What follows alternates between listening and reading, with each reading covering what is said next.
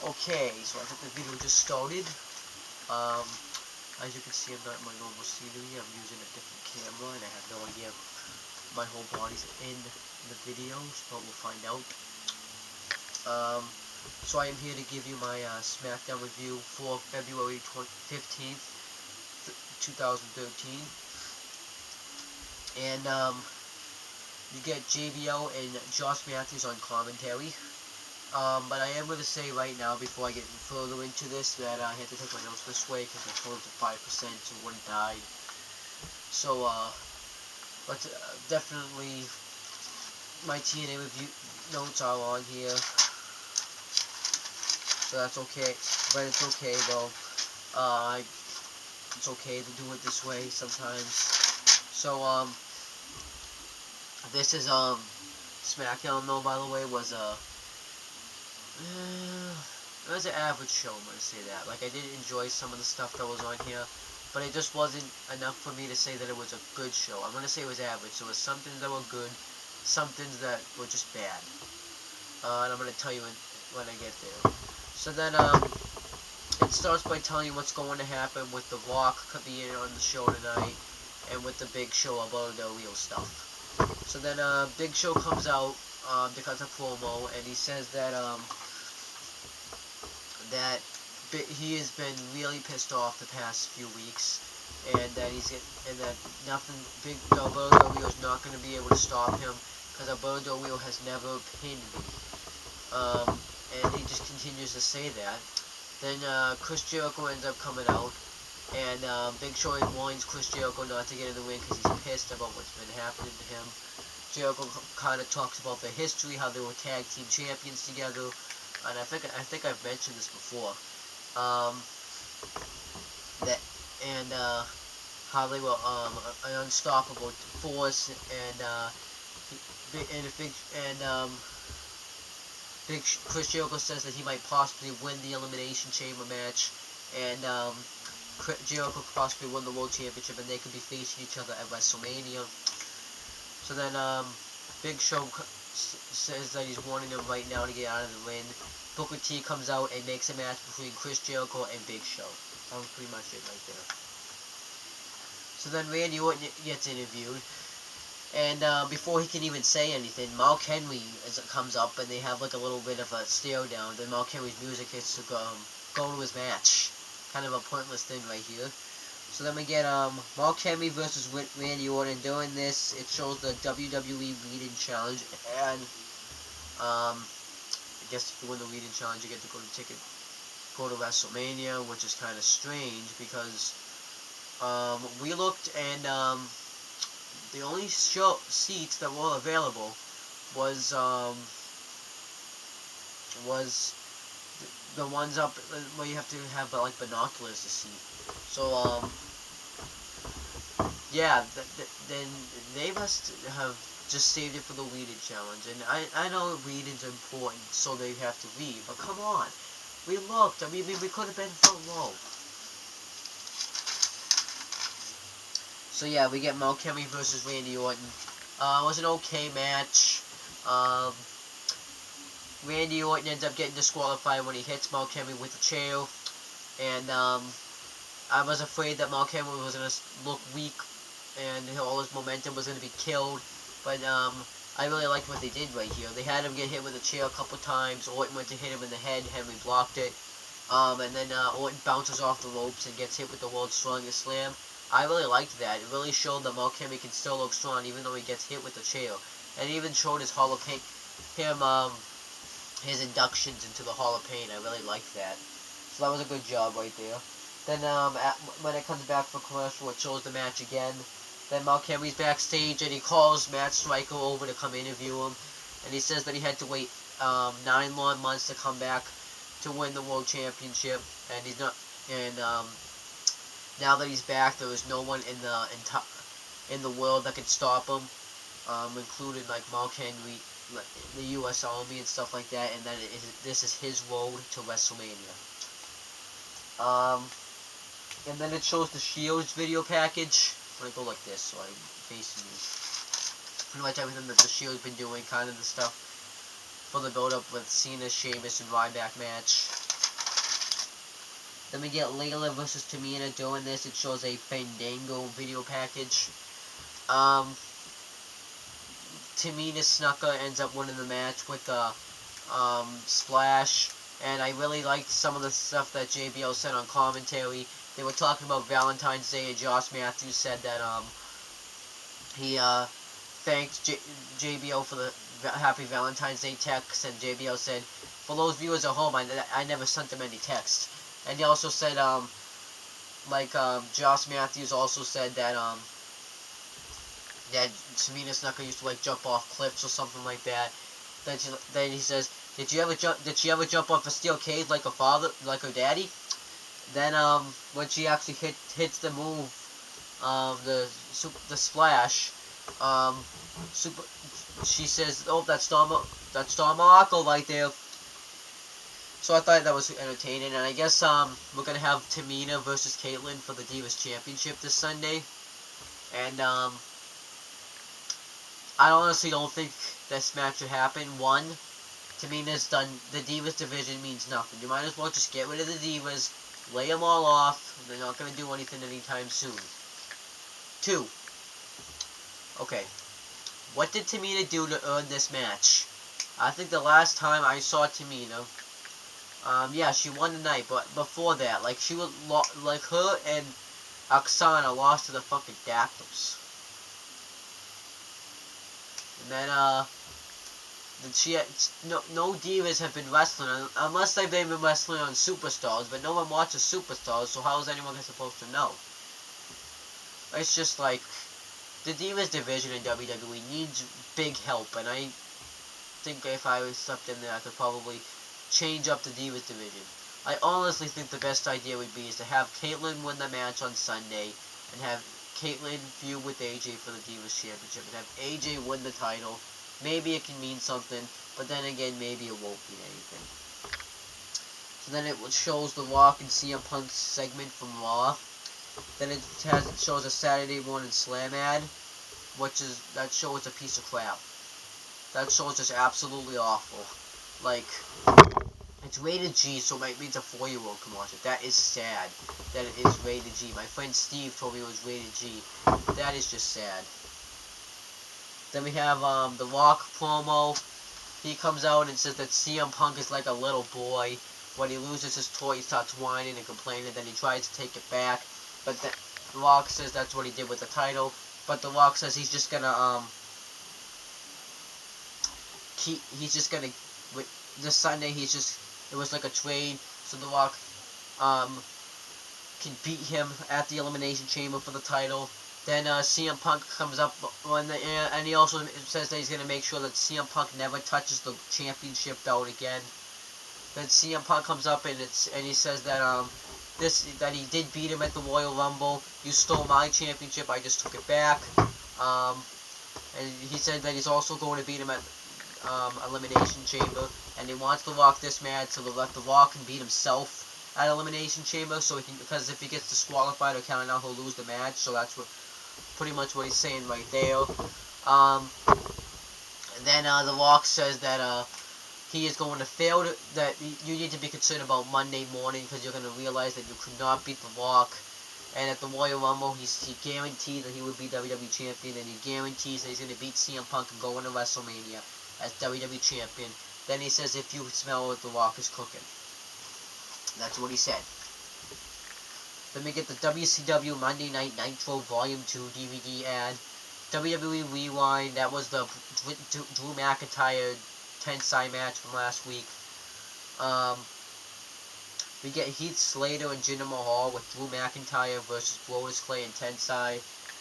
And I forgot to mention this when I did my main event review on Wednesday, but it's going to be Brodus Clay and Tensai versus for one night only. Team Road Scholars is going to reunite, and I think that the Team Road Scholars team should win this match just because they're better. There's really no reason for Brodus Clay and Tensai to win. I will say this when I make my predictions video. Brodus Clay and Tensai get the win when Clay does the splash to, I think it was Mahal. Then the Shield comes out, attacks Tensai and Clay. Tensai gets thrown into the steps. Clay gets the triple power bomb, and Dean Ambrose gets on the mic and says that is what's going to happen to John Cena, Sheamus, and Ryback, and he says that they're going to feel the injustice, the Shield. So then we get a Fandango video package again. I just want this guy to show up because I'm sick and tired of seeing his video packages. So then we get Cody Rhodes versus The Miz. Good, decent match here. Miz has a shoulder injuries from when he was attacked by Cesaro on Monday. By the way, on the pre-show, it's going to be Team World Scholars versus Brodus Clay and Tensai. So we also find out that at Elimination Chamber, it's going to be Antonio Cesaro defending the United States Championship against The Miz. I don't know who's going to win that match. I have until tomorrow to decide. But this match was pretty good. Miz makes Cody Rhodes tap to the figure 4 leg lock.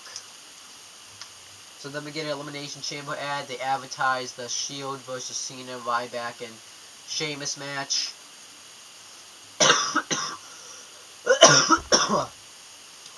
Then we get the Raw ad asking you if Zack Ryder will be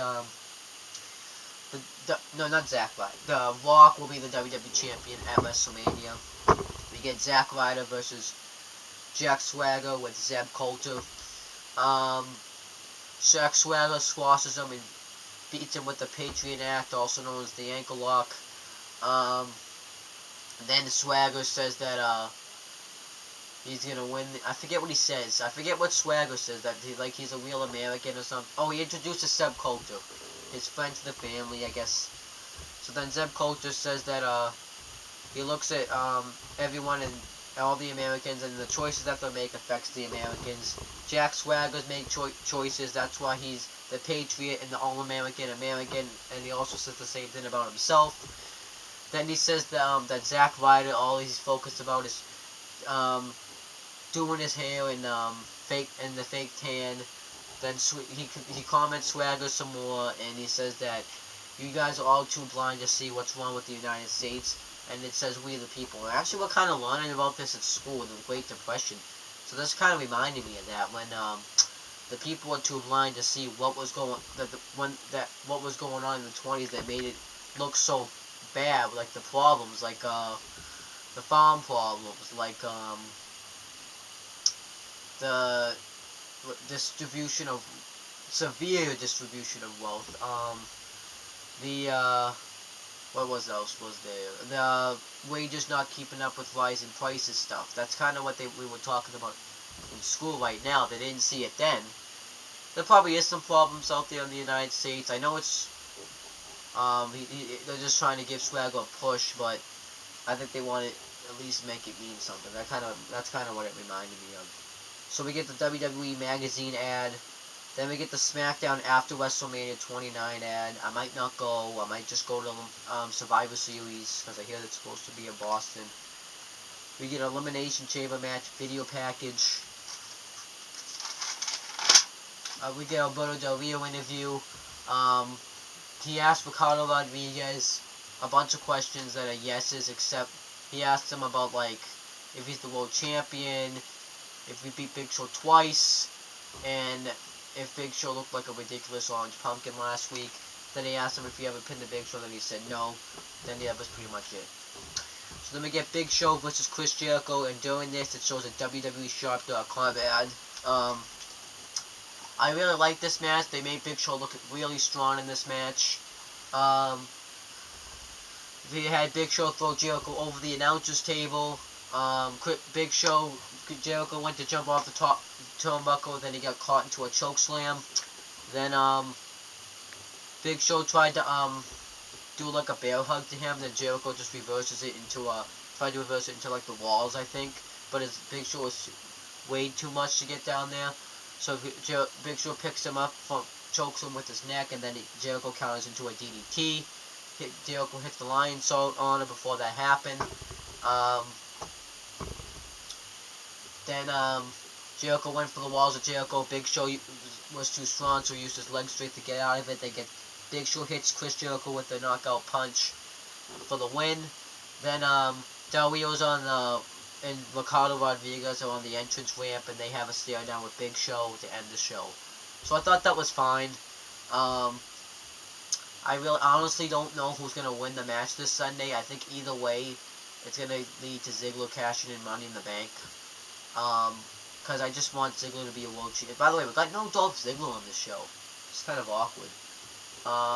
Hopefully that doesn't happen when Dolph Ziggler wins the world title. I think Dolph Ziggler is gonna finally win the world title though this Sunday at Elimination Chamber. If not, WrestleMania. Oh my gosh, he better be champion. Because I want him to walk into WrestleMania as world champion, and I think what could happen is we could get a triple threat match between Ziggler, Del Rio, and Jericho for the world title at Mania. I think that would be great. But that's pretty much it for my SmackDown review. Pretty average show. The things I request you to go back and watch is probably Mark the Rock's promo with Punk. The Jericho Big Show match, and that's kind of really it. Everything else was just kind of backstage segments that I can't really suggest you go watch, unless you want to look up Mark Henry being backstage from when he was talking to Matt Striker. You can also look up Mark Henry versus Randy Orton if you want to see that, but for those of you that's seen it last week, it's not really anything new. But that's pretty much it, guys. I'm going to be having my Elimination Chamber predictions up tomorrow night. I don't know when, but I think it's going to be tomorrow night. Then I'm going to have my Elimination Chamber review up Sunday, then Monday Raw, all that stuff. And I also, before I go, I want to mention that Chris Jericho is going to be hosting a show called Robot Combat. And then I don't forget what I forget how Combat I think it's called. Then and it looks pretty like and the advertising, it actually sounded like a pretty good show. I might actually go check it out. And I will review it on the Talkinator site. I was gonna do Psych, but Psych just kind of looked really bad as the advertisements went on. And so I'm not going to redo Psych now. I'm going to be doing this since it's a new show. Everybody and no one, and it's just a perfect time to start. But the problem is I have to go to school, and it's usually on Tuesdays at 10 o'clock, and I'm usually tired on Tuesdays. So what's going to be happening is I'm going to that's going to be tough. This show is going to be a tough show to review. What I will do is I think I will watch it Thursday. I will watch it Friday when I get to when I get here, and then oh wait. You see, this is a real problem because I can't watch because it just switched off on weekends so many times. I really wish my dad had a DVR. I'm gonna figure something out though. What I probably will do is I'm gonna rewatch it Thursdays. And the days I don't get TNA up, I will review that. In the days I don't get TNA up, well, like the day, but if I'm ever just here, like it's really hard to explain. Like, I have divorced parents, so what pretty much is going to be happening, if I'm at my dad's and I don't end up having a doctor's appointment, I don't end up watching TNA, because I miss it because of that. I will review that. And if I am just here on Fridays after SmackDown when I'm done with doing the video, I'll review that here. That's pretty much it, guys. Expect all those videos to be up. Those should be up very soon. But that's pretty much it, guys. Peace out.